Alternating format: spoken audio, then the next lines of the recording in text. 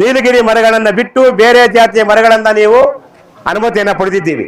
ಈ ನಿಯಮಗಳನ್ನ ಎಲ್ಲರೂ ಪಾಲಿಸಬೇಕು. ಯಾವುದೇ ನಿಯಮ ಪಾಲನೆ ಮಾಡದೇ ಇದ್ದರೆ ₹100ಗೆ 42.50 ಸರ್ಕಾರದ ತೆರಿಗೆ, ಬೇರೆ ಯಾವುದೇ ರೀತಿಯ ಕಮಿಷನ್ ಬರುವುದಿಲ್ಲ. ಇದು ಮೈನ್ ಪಾಯಿಂಟ್.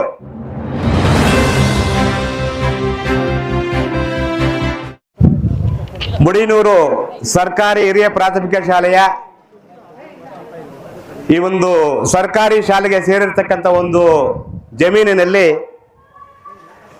ನೀಲಗಿರಿ ಮರಗಳನ್ನು ಬೆಳೆಸಿದ್ದು, ಆ ಮರಗಳ ಕಟಾವು 2012-13ನಲ್ಲಿ ಮೊದಲನೇ ಕಟಾವಾಗಿ, ಎರಡನೇ ಕಟಾವು ಸುಮಾರು 12-13 ವರ್ಷಗಳ ನಂತರ 2025 ಜನವರಿ 18ನೇ ತಾರೀಕು ಇದರ ಒಂದು ವ್ಯವಸ್ಥೆಯನ್ನು ಸರ್ಕಾರದ ನಿಯಮಾವಳಿ ಪ್ರಕಾರ ವ್ಯವಸ್ಥೆ ಮಾಡಿದ್ದೀವಿ.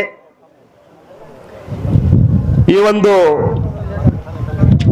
ಮರಗಳ ಒಂದು ಕಟಾವನ್ನ ಗಮನಿಸಿ ಈ ಒಂದು ಮುಡಿನೂರಿನ ಎಲ್ಲ ಹಿರಿಯರು, ಈ ಒಂದು ಶಾಲಾ ಹಳೆ ವಿದ್ಯಾರ್ಥಿಗಳು, ಎಲ್ಲ ಗ್ರಾಮಸ್ಥರು, ಗ್ರಾಮ ಪಂಚಾಯಿತಿಯ ಸದಸ್ಯರು, ಈ ಒಂದು ಗ್ರಾಮ ಪಂಚಾಯಿತಿಯ ಅಧ್ಯಕ್ಷರು, ಅಲ್ಲಿನ ಅಧಿಕಾರಿಗಳು ಎಲ್ಲ ಸೇರಿ ಈ ಒಂದು ಶಾಲೆಯಿಂದ ಒಂದು ಸಭೆಯನ್ನು ಸೇರಿ ಒಂದು ಟರಾವನ್ನ ರೂಪಿಸಿ, ಆ ಟರಾವನ್ನ ಶಿಕ್ಷಣ ಇಲಾಖೆಯ ಮೇಲಧಿಕಾರಿಗಳಿಗೆ ತಿಳಿಸಿ ಅವರ ಅನುಮೋದನೆ ಒಂದು ಅಪ್ಪಣೆಯನ್ನು ಪಡೆದು ನಮ್ಮ ಅರಣ್ಯ ಇಲಾಖೆಯ ಹಿರಿಯ ಅಧಿಕಾರಿಗಳಿಗೆ ಮುಟ್ಟಿಸಿ ಅವರಿಂದ ಒಂದು ಬಹಿರಂಗ ಹರಾಜನ್ನ ಅನುಮತಿಯನ್ನು ಪಡೆದಿದ್ದೀವಿ.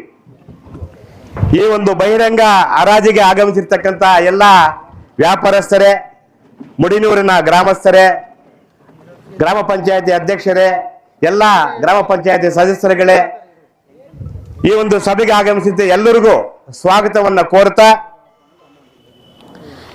ಈ ಒಂದು ಹರಾಜು ಬಹಿರಂಗವಾಗಿ ಏರ್ಪಡಿಸಿದ್ದೀವಿ. ಈ ಹರಾಜಿನ ಮೊತ್ತ ನಮ್ಮ ಅರಣ್ಯ ಇಲಾಖೆ ಮತ್ತು ಸರ್ಕಾರ ಒಂದು ಮೊತ್ತವನ್ನು ನಿಗದಿಪಡಿಸಿದೆ. ಆ ಮೊತ್ತವನ್ನು ಮೀರಿದರೆ ಮಾತ್ರ ನಿಮ್ಗೆ ಅಪ್ಪಣೆ ಕೊಡ್ತೀವಿ. ಆ ಮೊತ್ತ ತಲುಪಲಿಲ್ಲ ಅಂದ್ರೆ ಈ ಒಂದು ಬಹಿರಂಗ ಹರಾಜನ್ನ ಮುಂದೂಡಿಕೆ ಮಾಡ್ತೀವಿ. ಆ ಮೊತ್ತವನ್ನು ತಲುಪಿದ ಮೇಲೆ ನೀವು ಕೂಗಿರ್ತಕ್ಕಂಥ ಮೊತ್ತ ಪ್ಲಸ್ ಅದಕ್ಕೆ ₹100ಗೆ 42.50 ಸರ್ಕಾರದ ತೆರಿಗೆ, ಆ ಎರಡೂ ಮೊತ್ತವನ್ನು ಚೆಕ್ಕನ್ನ ಈ ಒಂದು ಶಾಲಾ ಕಾರ್ಯಕಾರಿ ಮಂಡಳಿ ಮತ್ತು ಶಾಲಾ ಸಿಬ್ಬಂದಿ ವರ್ಗದವರಿಗೆ ನೀವು ತಲುಪಿಸಬೇಕು 7 ದಿವಸಗಳ ಒಳಗಾಗಿ. ಆವಾಗ ಮತ್ತೆ ನಾವು ಸಭೆ ಸೇರಿ ನಿಮಗೆ ಒಂದು ಅನುಮತಿ ಪತ್ರ ಕೊಡ್ತೀವಿ. ಆ ಪತ್ರದೊಂದಿಗೆ ಅರಣ್ಯ ಇಲಾಖೆಯವರನ್ನು ಸಂಪರ್ಕಿಸಿದಾಗ ನಿಮಗೆ ಆದಷ್ಟು ಬೇಗ ನಿಮಗೆ ಕಟಾವು ಮಾಡಲು ಅನುಮತಿ ಕೊಡ್ತಾರೆ. ಆಮೇಲೆ ನೀವು ಕಟಾವು ಮಾಡ್ಕೋಬೇಕು. ಆ ಒಂದು ನೀಲಗಿರಿ ತೋಪಲ್ಲಿ ಬೇರೆ ಯಾವುದೇ ಜಾತಿಯ ಮರಗಳನ್ನು ಮುಟ್ಟಂಗಿಲ್ಲ.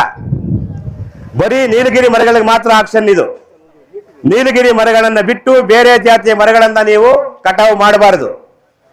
7 ದಿವಸಗಳ ಒಳಗೆ ನೀವು ಪೂರ್ತಿ ಅಮೌಂಟ್ ಅನ್ನ ಕೂಗಿರ್ತಕ್ಕಂಥ ಒಂದು ಮೊತ್ತ 100ಕ್ಕೆ 42.50 ತೆರಿಗೆ, ಅದು ಸಹ 2 ಚೆಕ್ ಅನ್ನು ಸಹ 7 ದಿವಸಗಳ ಒಳಗಾಗಿ ಈ ಒಂದು ಶಾಲಾ ಮುಖ್ಯೋಪಾಧ್ಯಾಯರಿಗೆ ನೀವು ತಲುಪಿಸಬೇಕು. ತದನಂತರ ನಾವು ಮತ್ತೆ ಸಭೆ ಸೇರಿ ನಿಮಗೆ ಅನುಮತಿ ಕೊಟ್ಟು ಅರಣ್ಯ ಅಧಿಕಾರಿಯವರಿಂದ ನಿಮಗೆ ಅನುಮೋದನೆ ಪತ್ರ ಕೊಡಿಸ್ತೀವಿ. ಆಮೇಲೆ ನೀವು ಕಟಾವು ಮಾಡ್ಕೋಬೇಕು. ಈ ನಿಯಮಗಳನ್ನ ಎಲ್ಲರೂ ಪಾಲಿಸಬೇಕು. ಯಾವುದೇ ನಿಯಮ ಪಾಲನೆ ಮಾಡದೇ ಇದ್ದರೆ ಈ ಹರಾಜು ಆಗಿದ್ರೂ ಸಹ ಅದನ್ನ ರದ್ದುಪಡಿಸ್ತಕ್ಕಂಥ ಒಂದು ಅಧಿಕಾರ ಈ ಒಂದು ಶಾಲಾ ಆಡಳಿತ ಮಂಡಳಿ, ಈ ಒಂದು ಶಾಲಾ ಸಿಬ್ಬಂದಿ, ಶಿಕ್ಷಣ ಇಲಾಖೆಗೆ ಇದೆ.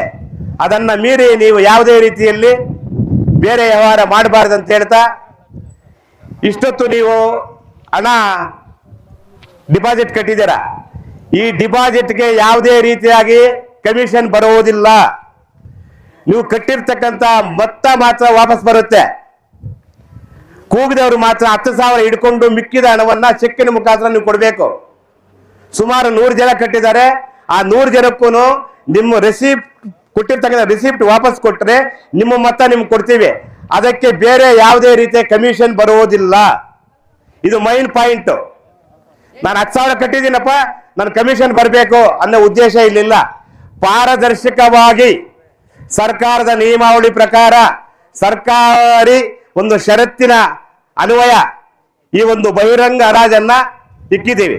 ಈ ಒಂದು ಹರಾಜಿನ ಪ್ರತಿಕ್ರಿಯೆಯನ್ನ ಮಾಧ್ಯಮದ ಮುಖಾಂತರ, ದಿನಪತ್ರಿಕೆ ಮುಖಾಂತರ, ಪಾಂಪ್ಲೆಟ್ ಮುಖಾಂತರ ತಿಳಿಸಿದ್ದೀವಿ. ಇದು ನಿಮ್ಗೆಲ್ಲರಿಗೂ ಗೊತ್ತಿರುತ್ತೆ. ದಯವಿಟ್ಟು ಈ ಎಲ್ಲ ನಿಯಮಗಳನ್ನ ಪಾಲಿಸಿ ಈ ಹರಾಜಿನಲ್ಲಿ ಭಾಗವಹಿಸಿದಾರ. ಡಿಪಾಸಿಟ್ ಕಟ್ಟಿದವರು ಮಾತ್ರ ಆಕ್ಷನ್ ಕೂಗಬಹುದು, ಕಟ್ಟದೇ ಇರಿದವರು ಕೂಗಂಗಿಲ್ಲ.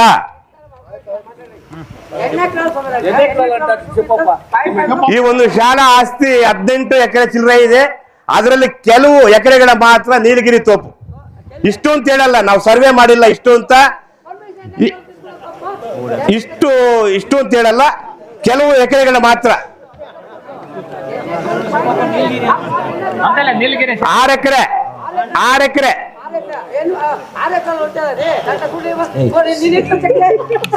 ಕುಕ್ಕಪ್ಪನೂರೇ